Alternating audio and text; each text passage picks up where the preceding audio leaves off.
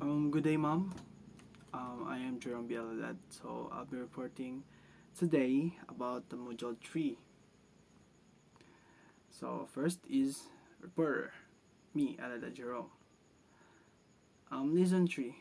Lesson 3 is the study on institutional agency in the Philippines, Code of Kalantiao, Bilibid Prison, San Ramon Prison, and Penal Farm, Iwahig Colony Correctional Institution for Women, New Bilibid Prison, or Carcel Y Presidio Correctional. Then Davao Penal Colony, Sablayan Penal Farm, Leyte Regional Prison, Provincial Jail System, and Public Attorney's Office or the PAO. Institutional Agency of the Philippines. So what is the Institutional Agency of the Philippines? So it's understood as a purposive action taken by embedded actors who seek to shape their host institutional environment through compromise, avoidance, defiance, and manipulation to create, maintain, or transform institutional. So who help to transform this agency? So first, we do have the Americans and the Spanish. The rest is history. If we talk to it, I'll just continue about my topic. So, concise history of the Bureau of Corrections. Correction in the Philippines started during the pre-colonial times, so it includes the American and Spanish. It was however organized on individual community basis. It was only during the Spanish regime when an organized corrective service was made operational. When the Americans took over the 90s, the Bureau of Prison was created under the Reorganization Act of 1905. So of course, it is na kuan siya na kuan siya nga act in the year 1905 on November 1. The main preliminary was the old Bilibid prison, and we called it for now the new Bilibid prison in Orquita Street, Manila, which was established in 1847 pursuant to Section 1708 of the Revised Administration Code. It was formally opened by the Royal Decree in 1865.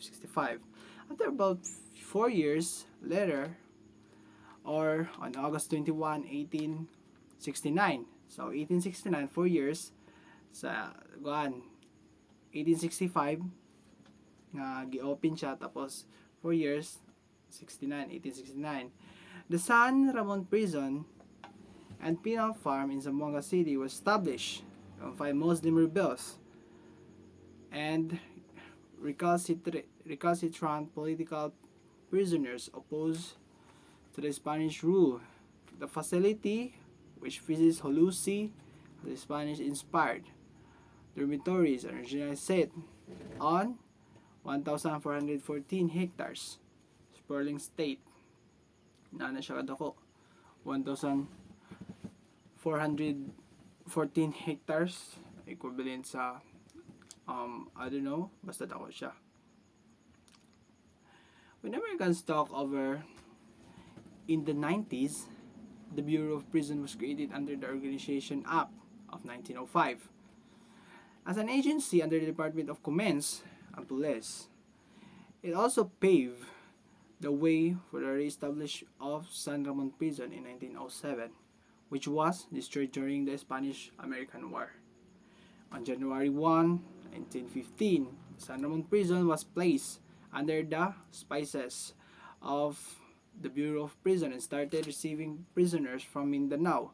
So, ang isulod sa San Ramon Prison, which is located in Zamboanga, is ang mga prisoners or inmates na gikan sa Mindanao. Produced were transported through rail tracks, a mode of the American introduced to prison. Prisoners had to contend with dilapidated facilities within the cramped area. Before the reconstruction of San Ramon Prison, the Americans established in 1954 the Lohit Penal Settlement, now which we called Iwahig Prison. So we will talk about Iwahig Prison later on. So it was located in the westernmost part of Archipelago and far from the main town to confine incorrigibles who the government had found little hope for rehabilitation. The area was expanded to 41,007 hectares by number 2 of Executive Order number 67 issued by the government Newton Gilbert on October 15, 1912. So, on November 1929, the Correctional Institution of Women. So, it is a prison which women ang nasa prisohan, or the CIW, was created under Act number 3579, while Davao Penal Colony in the southern Mindanao was opened in 1932 under Act number 3732. The Correctional Institution of Women was funded to provide separate facilities for women offenders and to cater to their gender differences. So it is important na i-separate male and female for the main cost na it can cause a pregnant, di ba na malikayan. Mo na ikuan nga ang kuan ilahi gyud ang women o ang men to avoid pregnancy, or mean na if inana possible na sa person sila magkakuan na is possible na mag overcrowding. That's why needs separate. Owing to the increased number of commutals to the old Bilibid prison in Manila, the new Bilibid prison was established in 1935. So, I do have copy in here. Na in 1940, the prisoners equipped ang facilities which was formed from old Bilibid prison. So 1940 sila nilang rehabilitate and which was officially called as the new Bilibid prison. So after the American regime, 2 more penal institutions were established. These were Sablayan Prison and Penal Farm and Occidental Mindoro under the Proclamation number 72 issued on September 26, 1954, and later Regional Prison under Proclamation number 1101 issued on January 16, 1973. The Bureau of Prison was renamed Bureau of Corrections under the new Administration Code of 1987 issued on November 23, 1987. So do you know na ang isa ka name maalisdan pa siya, so na the Bureau of Prison, which was renamed galisdan iyang pangalan to Bureau of Corrections. So Code of Kalantinao. So first of all, we'll discuss if what is Code of Kalantinao. So Kalantinao, Code of Kalantinao of Raha, Kalantinao was a supposed legal code in the epic history Maragtas that said to have been written on 1433 by Dato Kalantiao, a chief of the land on the land of Negros in the Philippines. So who is Dato Kalantiao? Dato Kalantiao was once considered an important part of Philippine history. In fact, dako siyang natabang to our history. So, we do have the Article 1 to Article 16, I guess. 17, 18. Oh, we do have 18 articles. So, we'll discuss one by one. So, Article 1, you shall not kill. So, if you are a religious man or woman, so it is possible na you don't know, you know, is kind. You shall not kill, neither shall you steal, neither shall you do harm to the aged, lest you incur the danger of death. All those who infringe this order shall be condemned to death by being drowned in the river or boiling water. So, if you do have a mistake na makapatay ka or mangawat, steal, or any kind na makaharm, makasakit sa imuhang isig katawo, well, naa siya'y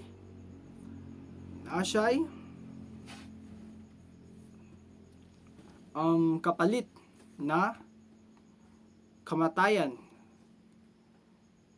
whether ilubog ka sa tubig or ibutang ka sa init ng tubig.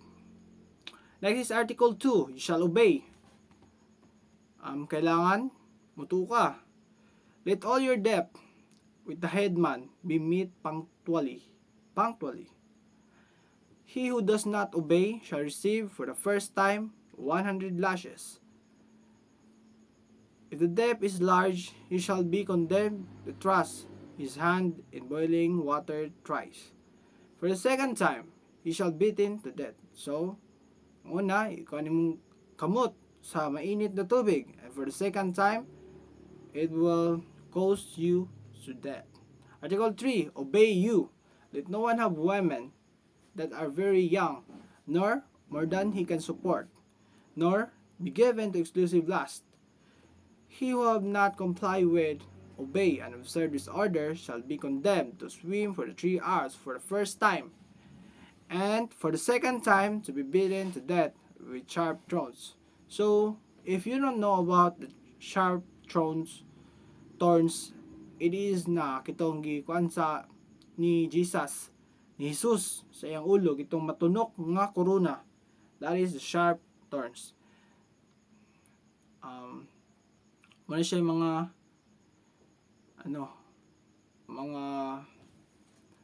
mga consequences. Article 4, observe and obey. Let no one disturb the quiet of the graves. When passing by the graves, caves, and trees where they are, give respect to them. He who does not observe, they shall be killed by ants or beaten the death with thorns. So, I would say na if we are a military, so we do know the observe and obey, which we do right now is the sidestepping or the salute to our head officer. Next, Article 5, you shall obey. He who exchange for food, let it be always done in accordance with his word. He who does not comply shall be beaten for 1 hour. He who repeat the offense shall be exposed for 1 day among ants. So, it means na naging sila consequences tanan. Who exchange for food, let it be always done in accordance with his word. Ang consequences niya, kung hindi ka masunod, well, shall be beaten for 1 hour. And when he repeat, the offense shall be exposed for 1 day among ants. Article 6, you shall be obliged to reverse sight that are held in respect, such as those of trees of recognized worth and other sight. He who fails to comply shall pay with 1 month work in gold or in honey. Article 7, they shall be put to death. He who killed trees of venerable appearance, who shot arrows at night at old men and women. He who enters the house of the headman without permission. He who kills a sharp or a stick cayman. So, as a military, before we enter a room, we do knock 3 times and state our name. So, it is the same as the Article 7 na we do need to respect na natay mga permission na kailangan nga iingon before we do what we want to do. Article 8, Slavery for a dome shall be suffered by those who steal away from women to hillman, by him who keep el team dog, by the headman, by him who burns the fields of another. Article 9. All these shall be beaten for 2 days, who sing while traveling by night kill the manual, third document belonging to the headman, a malicious liar, or who mock the dead. Article 10. It is decreed an obligation that every mother teach secretly for daughters matters pertaining to lust and prepare them for womanhood. Let not men be cruel for punish their women when they catch them the fact of the adultery. Whoever shall disobey shall be killed by being cut to pieces and thrown to caimans. Article 11. They shall be burned, who by their strength or cunning have mocked and escaped punishment, or who have killed young boys, or try to steal away the women of the elders. So it means na before, during 90s or 50s, 1950s, so importante gid ang mga laki for the na maong gikuan ang mga laki, bata pang laki na digid siya kailangan na ibulag or imo siyang ihawa, kailangan kay himon siya og sundalo or mga kawal. Article 12. They shall be drowned.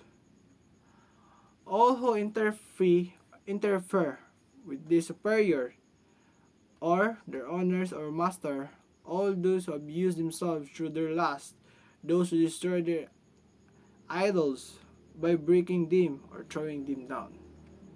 So, masabtan ra siya. Article 13. All these shall be exposed to ant for half a day, who kill black cats during a new moon, or steal anything from the shape of agorangs, however small the object may be. So, mahalin tulad ito sa nung salida na kitong marami siya og kan ang black ants kay, which means na malas. So matud pa nila malas. So dapat di siya patyon during new moon. Okay? Mahimo siya more siya belief. Article 14. They shall be made slave for life, who have beautiful daughters and deny them to the son of chief, and with bad faith hide them away. Article 15. Concerning belief and superstitions, they shall be barren, who eat the deceased flesh of beasts which they hold in respect, or the herb which they considered good, who would or kill the young of the manual or white monkey. Article 16. The finger shall be cut off, putlo ng kamot, of all those who break idols of wood and clay in the elegance of temples. Article 17. They shall be killed, who profane sites where idols are kept, the site where scared things of their devotees and hitman, who will perform necessities in those shall be burned. Article 18, the last one. Those who do not cause these rules to obey, if they are headman, they shall be put to death by being stunned and crushed. And if they are arrogants, they shall be placed in the rivers to be beaten by sharks and caimans. 7. Institutional correction of the Philippines. So first, the new believed person, or sa una, ginatawag siya old believed prison, but in 1940, the prisoners equipped the Filipinos to were transformed from the old believed prison, which was officially called the new believed prison. So, as of May 2018, the new believed prison house have a 26,877 convicted criminals. So, inanakadaghan nga inmates. Um, so, Old Bilibid prison, also known as Cárcel y Presidio Correccional, Spanish for correctional jail and military prison. Next is the San Ramon Prison and Penal Farm. So, according to history accounts, the San Ramon Prison was established in southern Zamboanga on August 21, 1870 through a royal decree promulgated in 1869. Considered the oldest penal facility in the country, prisoners in San Ramon were required to do agricultural work. So, daghan gid silang hantod karon nga need sila nga kwan na mga agricultural na pangtrabaho sa mga prisoners. During the Spanish-American War in the 18, by the way, this is the photo mo ni karaan nga picture sa San Ramon Prison. Kini girehabilitate na ni karon man ni siya. During the Spanish-American War in 1898, the prisoners in San Ramon were released and building destroyed. In 1907, the American administration re-established the prison farm. Gi-re-establish nila. In 1912, General John Pershing, Chief Executive of the Department of Mindanao and Sulu, classified instruction the prison until the colony is therein confined. People sentenced by the courts under his jurisdiction.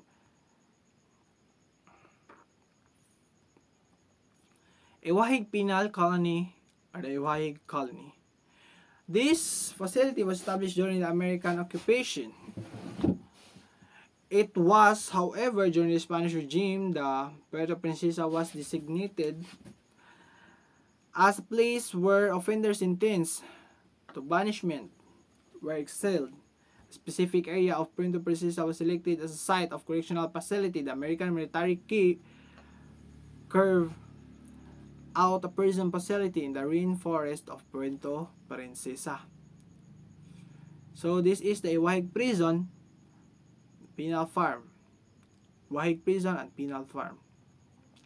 On August 16, 1959, a committee was created by President Carlos P. Garcia, our late president, to study the state of national prison. According to prisoners in Iwahig were divided into two groups, the settlers and the colonists. The settlers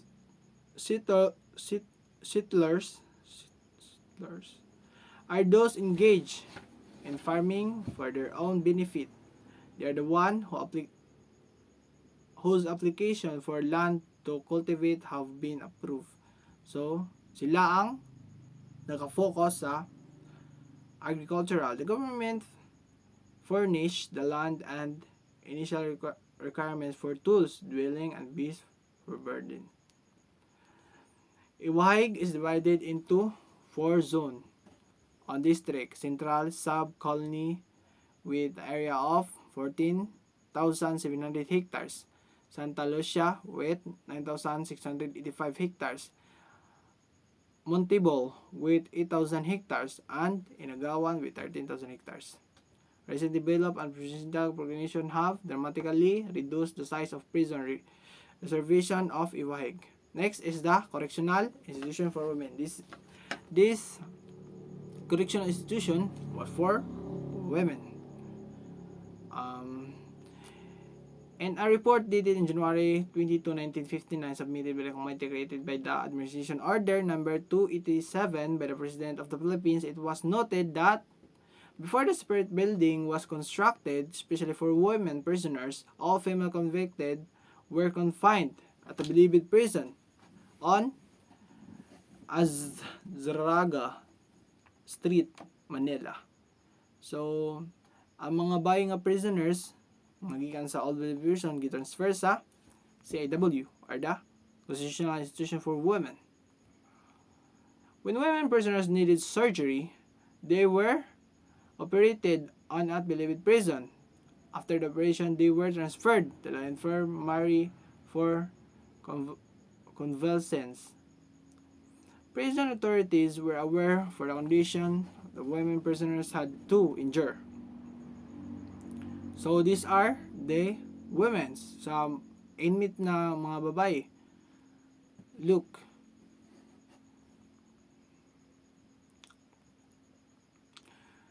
CIW, or the Correctional Institution for Women, according to Senate report, occupied 18 hectares. The original structure was one-story building which housed the office, the brigades, mess hall, kitchen, chapel, infirmary, bathrooms, and waste bathrooms. The building has central courtyard with trees and flowering plants. The prisoners' vocational activities were expanded to include poultry and piggery, as well as cultivation of crops, flower, and food. So the government have need to do something about it. So hatag sila kuan nga pwede sila mag poultry and also piggery, which means mga baboy.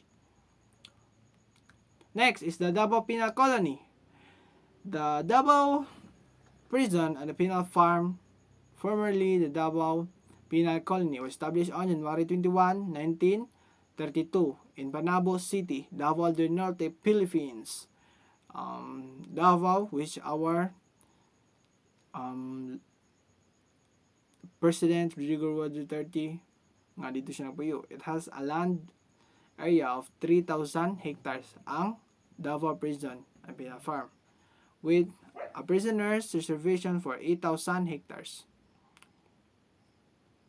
So it also granted authority to the Secretary of Justice to establish new prison and penal colony in a suitable public land. A budget of 5,000 pesos was collected, allocated. Several committees were created to pick a suitable site for the penal settlement. This is the Davao Prison. On December 20, 1941, the Japanese Imperial Forces attacked Davao, and the colony was among the establishments taken over by the invading army. The entire settlement was thrown into confusion, and a great number of prisoners escaped. Normal operation were inevitable disturbed. Sablayan Prison and Penal Farm. So Sablayan is located nearer to Manila than other penal colonies. The Sablayan Penal Colony is located in Occidental Mindoro and relatively new, established on September 26, 1954 by virtue of President Proclamation Number 72. The penal colony has a total land of approximately 6,119 hectares. So, prison record shows the first colonies and employees arrived in the Sablayas in January 15, 1955. Since the several buildings have been constructed, including the colonies, dormitories, employees quarters, guardhouse, schoolhouse, chapel, recreation hall, and post chains. So this is the Iwahig Prison and Penal Farm. Leyte Regional Prison. The Leyte Regional Prison is situated in Abuyud, Southern Leyte. Was established a year after the declaration of martial law in 1972 by virtue of President Decree Number 28, while its plantelia and institutional plan were almost ideal. Lack of funds, many prisons unable to realize the full potential, and the facility are often below par compared with those other establishment penal farm. So this is the Leyte Regional Prison. And that's all. Lastly, the LRP has the inmate capacity of 500. It follows the same agricultural format as the main correctional program. In addition to some rehabilitation activities, the prison admits convicted offenders from Region 6 and from the National Military of Muntinlupa, all the old believed person, new believed person. So that's all. So thank you very much for listening, and that's all for module 3. So next reporting will be the module 4. And thank you so much for listening. That's all. Bye bye.